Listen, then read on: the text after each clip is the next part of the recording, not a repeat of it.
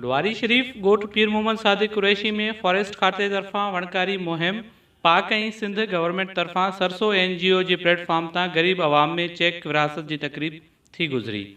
वणकारी मुहिम में पाक फ़ौज तरफ़ां मुकमल सहकार कयो वियो। पाक फ़ौज brigadier Salman Nazar, DC Badin, doctor Hafeez Ahmed Sial, Abdurrahman Baloch, general secretary Pakistan peoples party तहलका Badin, madam Ambreen Soomro, programme manager सरसो बदीन, मरकज़ी सदर निशात तंजीम जमायत लुआरी शरीफ फोटो Niaz Junejo, Mir Anwar Bakhsh Talpur, chairman union council Luari Sharif शिरकत कई। तकरीब में सरसो ऑर्गेनाइजेशन तरफ़ां गरीब आवाम में चेक विराया विया, जॾहिं त उन खां पहिरीं पाक army brigadier Salman Nazar, DC Badin, doctor Hafeez Ahmed सियाल ऐं ॿियनि वण लॻाए शजरकारी मुहिम जो तकरीब जो मुकमल इंतज़ाम निशात तंजीम जमायत लुआरी शरीफ ऐं नाजिया शागिर तंजीम जमायत लुआरी शरीफ तरफ़ां संभालियो वियो।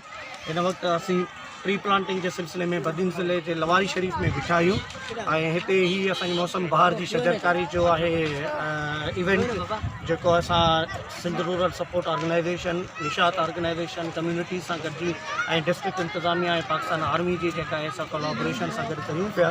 SRSO बदीन सिंध हुकूमत जे ताउन सां हिते कमु करे रही आहे। असांजे प्रोजेक्ट जो नालो Pakistan Peoples Poverty Reduction Programme आहे, जंहिंमें असां वटि 4 इंटरवेंशन आहिनि, जंहिंमें माली मदद आहे, कर्ज़ आहे, हुनजी सिखियाऊं ऐं घरनि जा चेक असां ॾींदा आहियूं। अॼु असां हिते शरीफ में जेका तकरीब थी उहा बुनियादी तौर ते जेका सरसो आहे NGO उन्हीअ तरफ़ां ग़रीब औरतुनि में चेक डिस्ट्रीब्यूशन जी तकरीब हुई ऐं नंबर ॿियो प्लांटेशन यानी वणकारी जी तकरीब थी जेका फॉरेस्ट डिपार्टमेंट तरफ़ां हुई। अॼोके हिन प्रोग्राम जा ख़ासि महिमान पंहिंजो डिप्टी कमिश्नर बदीन जनाब हफ़ीज़ अहमद सियाल साहब हुआ ऐं कैंट मञा आयल महिमान ख़ासि महिमान हुयो ब्रिगेडियर साहब, आर्मी जा ॿिया ऑफिसर सां गॾु हुया ऐं प्लांटेशन जी ऐं सॼी तकरीबात में मां बि महिमान जे तौर ते हुते शरीक थियुसि।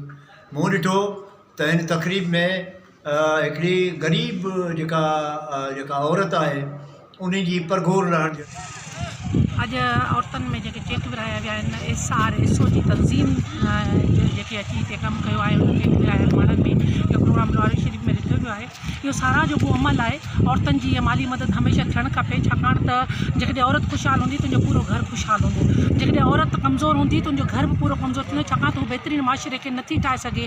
हू चवंदा आहिनि न त ॿार जी पहिरीं दरस गाह उनजी माउ हूंदी आहे। माउ जेकॾहिं मज़बूत हूंदी त उनजो पूरो घर, उनजो पूरो सिस्टम सही हलंदो, घर सही हलंदो, मज़बूत हलंदो।